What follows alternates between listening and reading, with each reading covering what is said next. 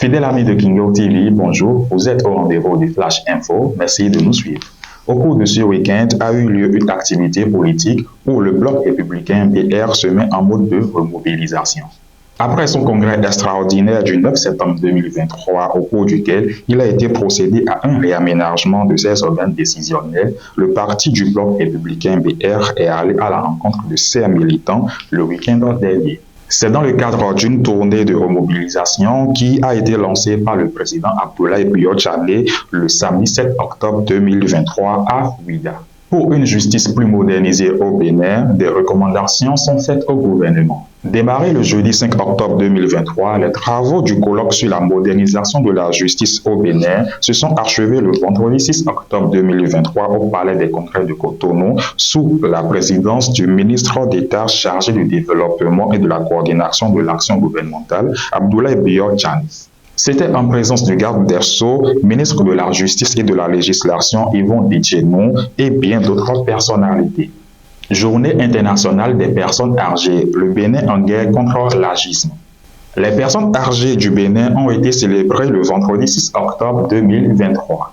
C'était au cours d'une cérémonie officielle organisée à Torreposito, département de l'Atlantique, en présence des autorités politico-administratives, des responsables de la plateforme nationale de défense des intérêts des personnes âgées et des partenaires techniques et financiers.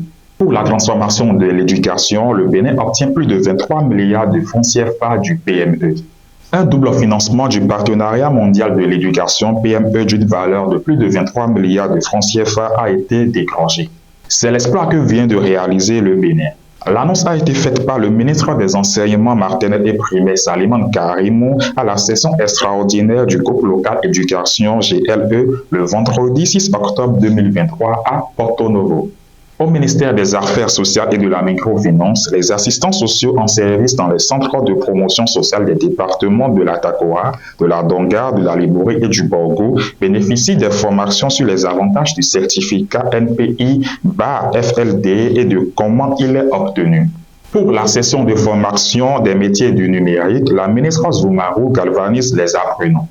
La ministre du Numérique et de la Digitalisation, Aurélie Adam Soulé Zoumarou, a effectué une visite à l'école des métiers du numérique pour s'enquérir des conditions de formation des formateurs et leur porter le message du gouvernement. Ceci a eu lieu le vendredi 6 octobre 2023. Rappelé à Dieu le dimanche 17 septembre 2023, le journaliste Didier Lawson reçoit les derniers hommages. Rappelé à Dieu le dimanche 17 septembre 2023, dans sa 53e année, le vénérable suprême évangéliste Didier Tarté Lawson, précédemment journaliste à Alléluia FM, a été rendu à la terre de ses ancêtres le samedi 7 octobre 2023 dans le quartier urbain de Porto Novo Djegandaro, dans le département de l'Ouébé. En sport, la ville de Porto Novo gagne le pari pour les championnats nationaux d'aviron et d'ergomètre édition 2023.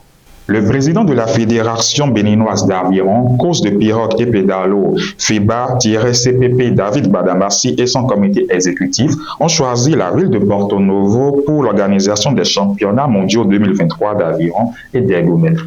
Toujours sport, pour sa première en compétition africaine, Adidja HBC finit 6e avec 4 victoires en 6 matchs. Il était à la quête de la 5e place après son élimination en quart de finale.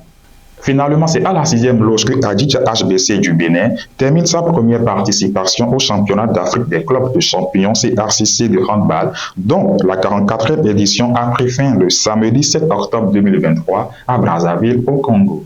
Al-Ali d'Égypte, chez les messieurs et priméros de l'Angola dans la catégorie des dames, sont les vainqueurs de ce acte 2023 de la compétition.